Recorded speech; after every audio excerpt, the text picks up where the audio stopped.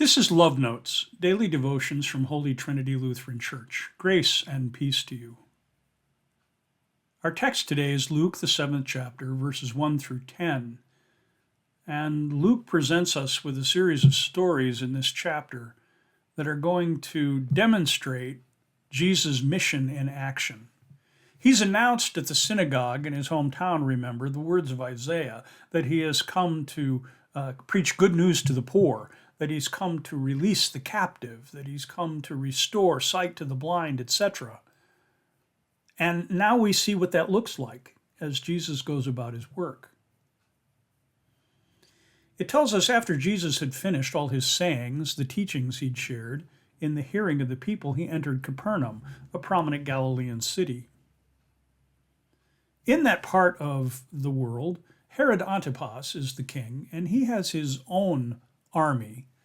But we're introduced here to a centurion, which is a Roman official, a Roman officer in the military who's in charge of 100 men.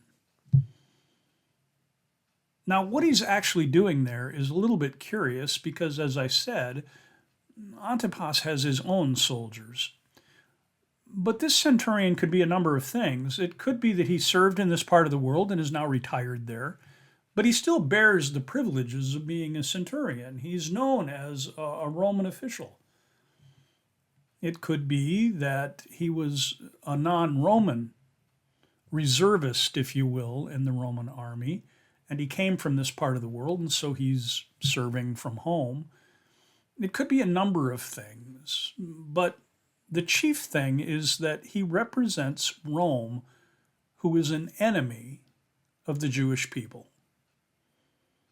We are reminded at this point that one of the instructions that we've received so far is that Jesus says, love your enemies. And as this story unfolds, part of that teaching might be love your enemies because sometimes they're not really your enemies. We don't have a name for this centurion. He's just called his Roman title, and so he's pigeonholed. But there's more to him than that. He has a slave who is ill and who he values very highly, it says in the text. Another translation of this would be that he found him precious, or he was dear to him. He's also close to death. And so when the centurion heard about Jesus and all of the miracles that he was doing, he sent some Jewish elders to Jesus, asking him to come and heal his slave. Now, why Jewish elders would go off and advocate for the slave of a centurion is a good question. It could be out of fear. It could be that when a Roman officer, whether retired or still active, would tell you to do something, you'd tend to do it for fear of the punishment that might come if you didn't. But as the story unfolds, it's apparent that that's not the case. There is goodwill between this Roman centurion and the Jewish elders. So he sends the Jewish elders ahead of him. Why doesn't he go himself? Well, that has some clues in the text that follows. When the elders came to Jesus, they appealed to him earnestly, saying, "This centurion is worthy of having you do this for him. We like this guy. We trust him."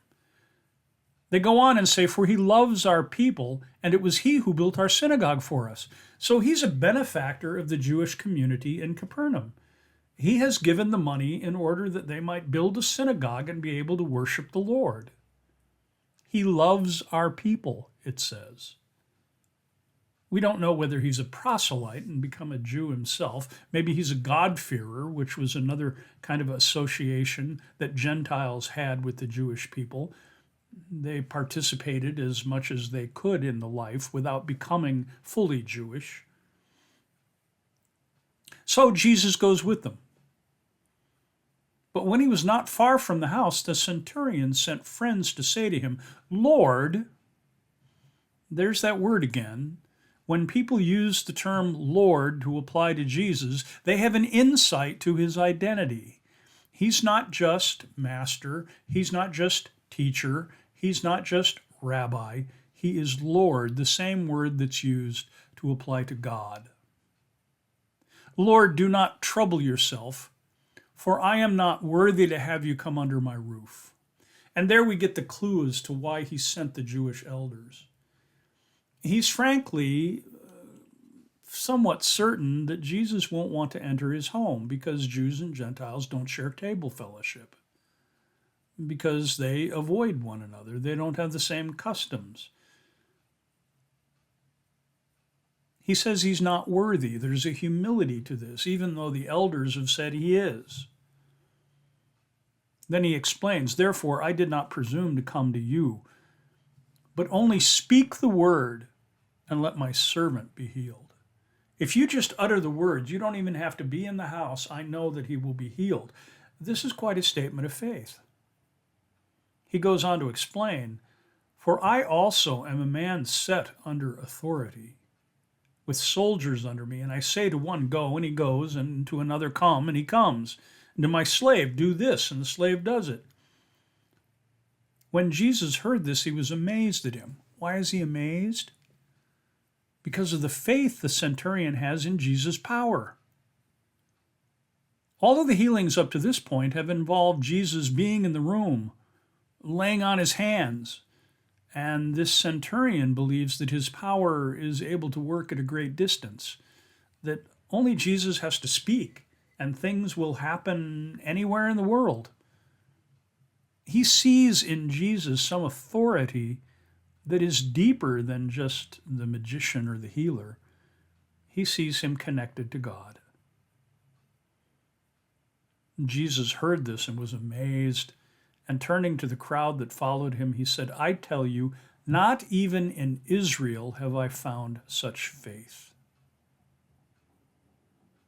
One of the things that was prophesied in the songs of the first couple of chapters was that this Jesus would come and that he would be a light to the Gentiles.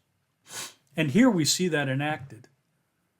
The Gentiles are seeing the light of Jesus, even if some of the Jews themselves do not. So then it tells us when those who had been sent returned to the house, they found the slave in good health. There's many of examples in the scriptures of Gentiles who are full of faith. We think of some of the women of the Old Testament, especially of Ruth the Moabite, of Rahab, who lived in Jericho, of Pharaoh's daughter, who rescues Moses. God is not bound by ethnicity, nor by color of skin, nor by sexuality, nor by the country you live in. Maybe God isn't even bound by the denomination that you belong to, or the religion you profess. But when you say, Lord, and I know you have the power to heal me, just say the word. Faith is the light that shines upon us.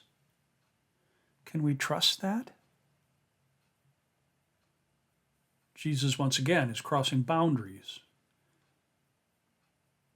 He's going to his enemies. He's healing people who people might not think are worth it. We're not sure what happens to the centurion after this, nor of the slave.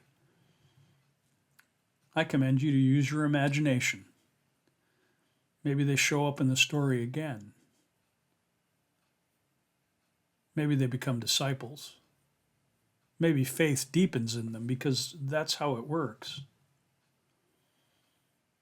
The more we engage with this Jesus, the deeper the faith will grow because of him, not because of us. Amen.